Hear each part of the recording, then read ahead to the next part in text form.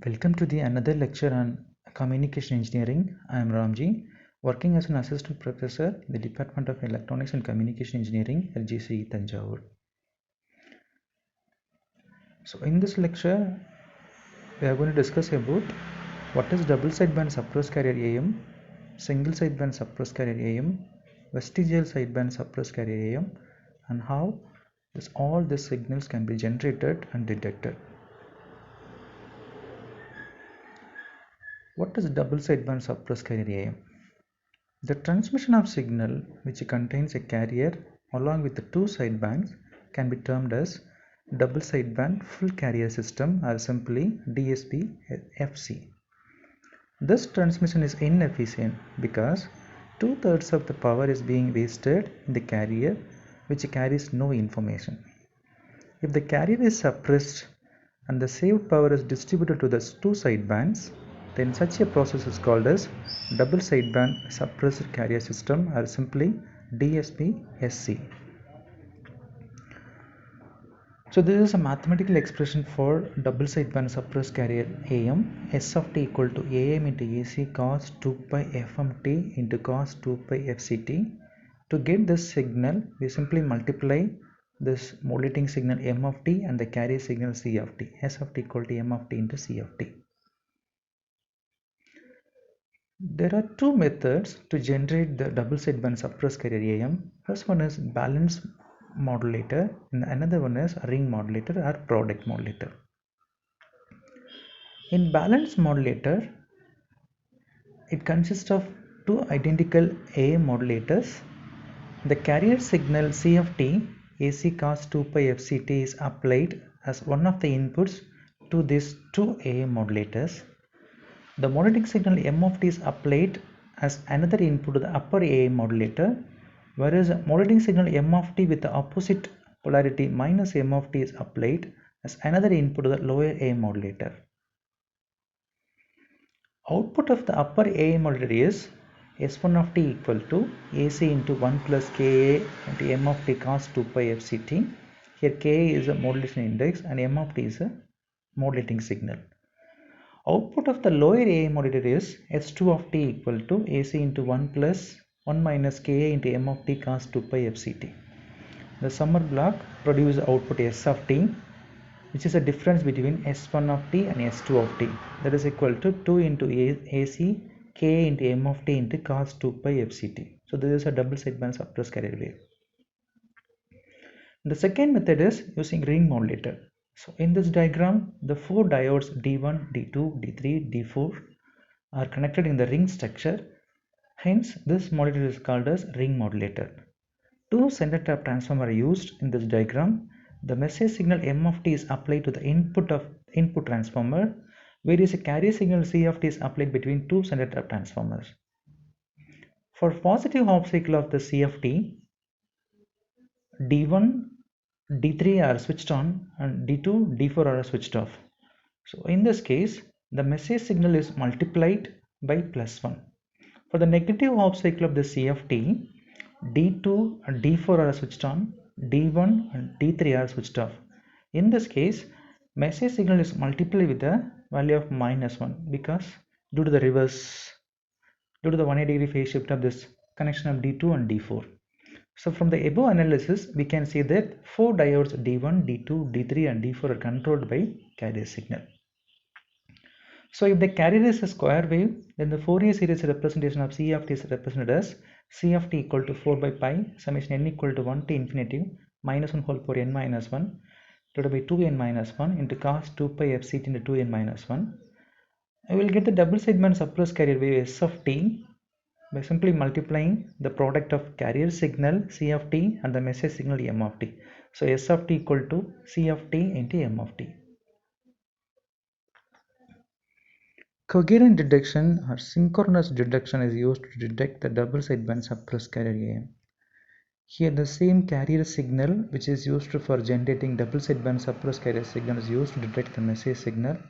Hence, this process of the detection is called as coherent detection or synchronous detection. In this process, the message signal can be extracted from the double sideband suppressed carrier wave by multiplying it with the carrier having the same frequency and the same phase and this is given to the low pass filter. The output of this filter is a desired modulating signal or message signal. Then what is single sideband suppressed carrier AM? The double sideband suppressed carrier modulated signal has two sidebands. Since the two sidebands carry the same information, there is no need to transmit both sidebands.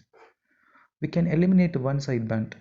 The process of suppressing one of the sidebands along with the carrier and transmitting a single sideband is called as single sideband suppressed carrier system, or simply SSBSC. This is a mathematical expression for single sideband suppressed carrier AM. For upper sideband, S of t equal to AM into AC by 2 cos 2 pi Fc plus Fm into t. For lower sideband, S of t equal to AM into AC by 2 cos 2 pi Fc minus Fm into t. We can get this two expression by taking the modulating signal M of t equal to AM cos 2 pi Fm t and carrier signal C of t equal to AC into cos 2 pi Fc into t. There are two methods generated with single sideband suppressed carrier AM. First one is frequency discrimination method and another one is phase discrimination method. In frequency discrimination method, first we will generate the double sideband suppressed carrier wave with the help of the product modulator. Then apply this double sideband suppressed carrier wave to the bandpass filter. This bandpass filter produces an output which is single band suppressed carrier wave. Select the frequency range of the bandpass filter as a spectrum of the desired SSBSC. This means the bandpass filter can be tuned to either upper sideband or lower sideband frequencies to get the respective SSBSC. The second method is phase discrimination method. In this method, the modulating signal AM cos 2 pi Fm of t and the carrier signal AC cos 2 pi Fct are directly applied as input to the upper product modulator. So the upper product modulator produces an output which is a product of these two inputs. The output of the upper product modulator is S1 of t. The modulating signal AM cos 2 pi Fm of t and the carrier signal AC cos 2 pi Fct are phase shifted before applying as input of the lower product modulator. The lower product modulator produces output which is a product of these two inputs, that is S2 of t. Add S1 of t and S2 of t to get the lower sideband and subtract S2 of t from S1 of t to get the upper sideband. Coherent reduction techniques used to demodulate the single sideband suppressed carrier AM. So in this process, the message signal can be extracted from single sideband suppressed carrier wave by multiplying with the carrier having the same frequency and the same phase. The resulting signal is given to the low pass filter. The output of the filter is a decided message signal or the modulating signal. Then what is vestigial sideband suppressed carrier AM? In single sideband suppressed carrier amplitude modulated wave, we transmits only one sideband, either upper sideband or lower sideband. So due to the limitation of filter, practically we may not get the entire sideband frequency component. So due to this, some information gets lost. To avoid this loss, a technique is chosen. This technique is known as vestigial sideband suppressed carrier technique. The word vestige means a part of the sideband. Vestigial sideband suppressed carrier modulation is a process where the part of the signal is called as vestige is transmitted along with the one sideband. Here we have the sideband, upper sideband, and the part of this sideband is added and transmitted. So the bandwidth of this vestigial sideband suppressed carrier modulated wave is, the bandwidth for USB is FM, the bandwidth for part of the LSB is FE, so FM plus FP. In the generation of vestigial sideband amplitude modulated wave, first we will generate the double sideband suppressed carrier wave with the help of the product modulator. Then apply this double sideband suppressed carrier wave as an input of the sideband shaping filter. This filter produces an output which is a vestigial sideband carrier wave.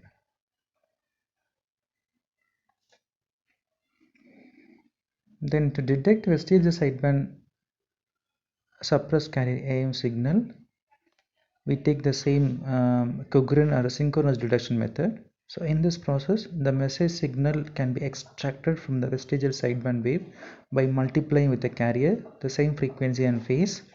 The resulting signal is then passed to the low pass filter. The output of this filter is a desired message signal. In the next lecture, we will be discussing about what is frequency modulation and what is phase modulation, and how frequency modulated wave and phase modulated wave can be generated and detected. Thank you.